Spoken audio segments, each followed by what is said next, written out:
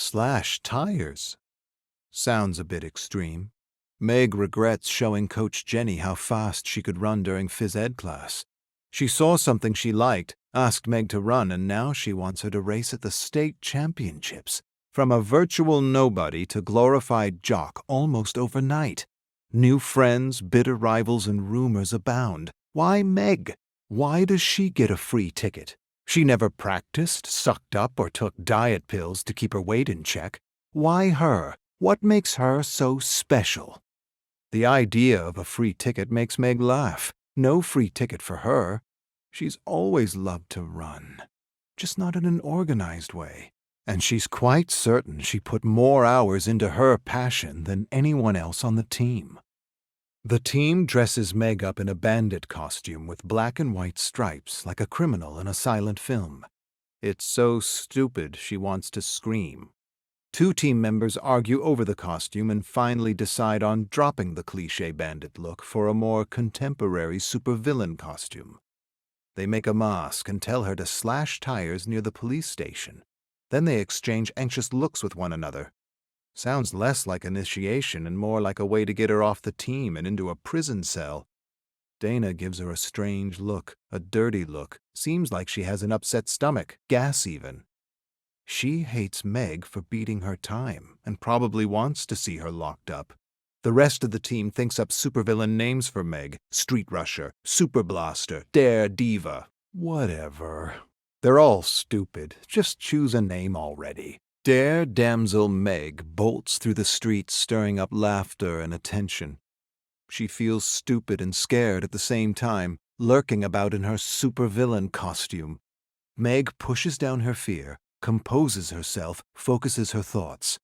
If they want a slash tire, they'll get one and more.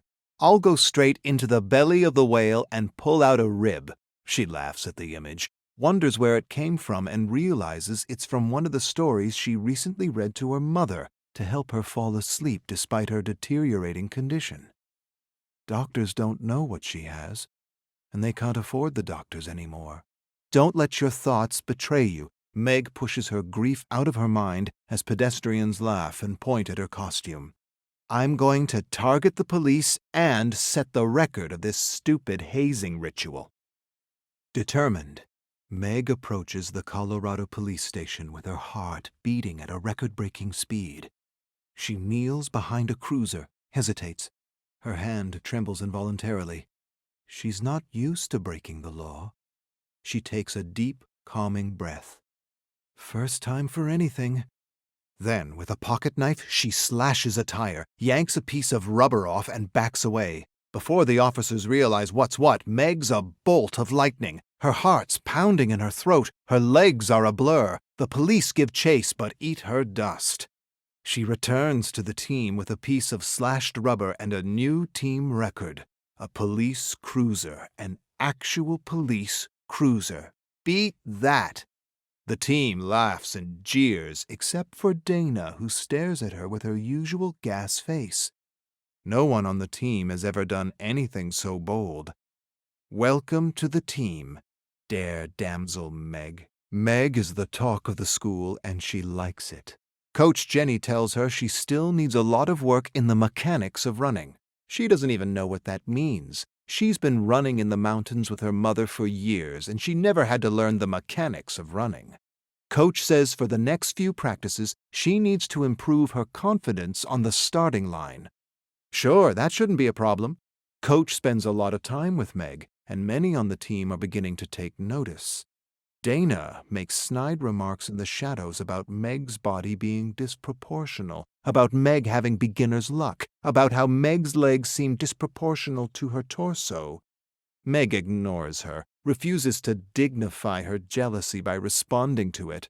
Dana gets no reaction from Meg as she talks about how her thighs are just a bit too thick for running. Dana gives her that stupid gas face. Meg glares at Dana with a flood of expletives she wants to unleash. "You'll eat my dust soon enough, wench!"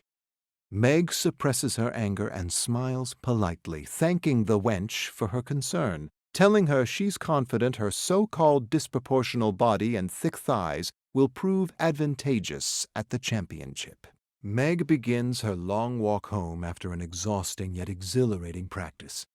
She holds her lucky piece of tire in her hand, though she doesn't really believe in luck. She hears her mom's voice rattle in her brain. The only luck you get is the luck you make. And yet, the piece of tire kind of looks like a horseshoe. Coincidence? Probably. She admires her lucky slice of tire and starts when she hears a twig snap behind her. Before she realizes what's happening, she's thrust to the ground by a shadowy figure who stomps on her ankle. Terrible pain shoots up her spine, and she screams for help as the shadow bolts away. Meg screams in agony as she desperately scrambles to her feet. As soon as her wounded foot touches the ground, another sharp pain rushes through her like wildfire, and she collapses. She closes her eyes, gathers herself, suppresses her pain, and reaches around for something, anything, to support her weight. A moment later, she grabs a thick, gnarled branch and shrieks as she forces herself to stand. Every step home is like a hammer smashing at her ankle. The doctor tells Meg her foot is fractured in several places and she should probably stay off it until it heals. She shambles out of the office on crutches with her mother by her side. Meg can sense she's worried about her and how she's to settle the bill without insurance. They drive home in silence.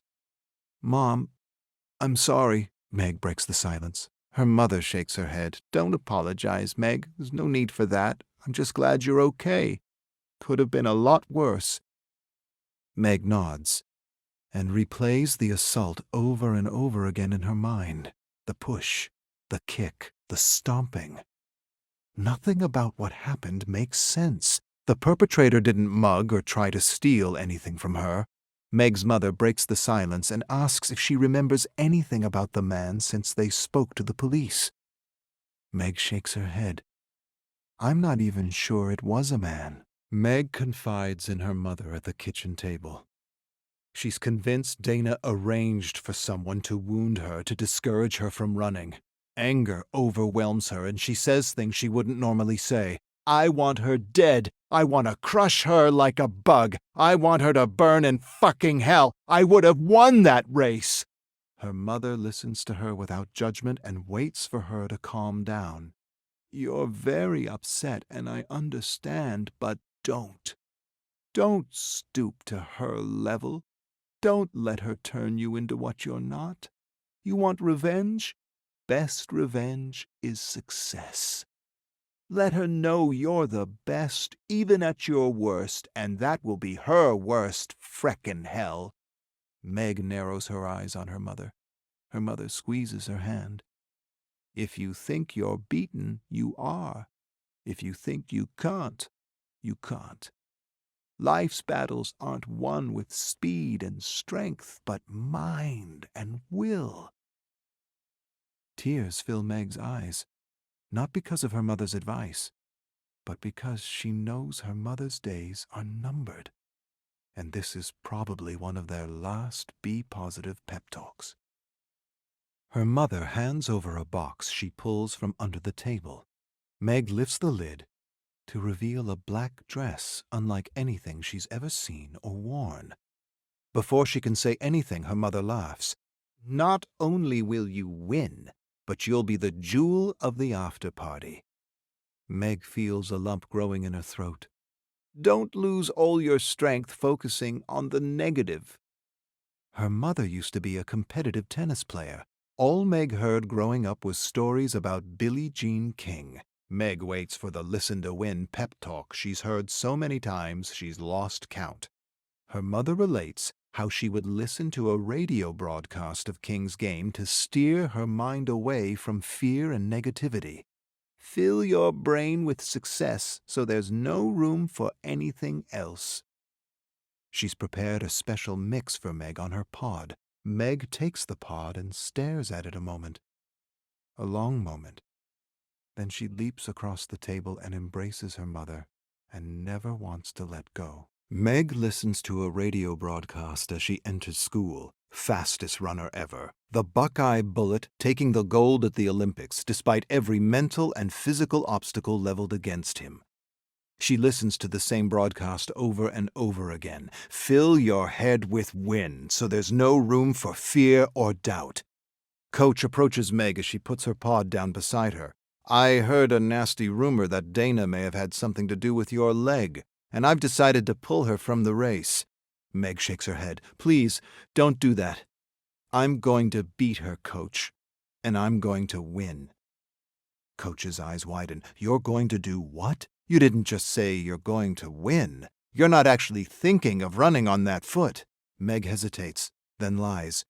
Doctor says it's fine and that it's just a little bruised. Coach touches the foot. Meg shrieks. She gives Meg a skeptical look, sighs, says nothing else, and leaves. Dare Damsel Meg grabs her pod, raises the volume of the broadcast, and fills her mind with greatness as the Buckeye bullet makes the dictator eat his dust.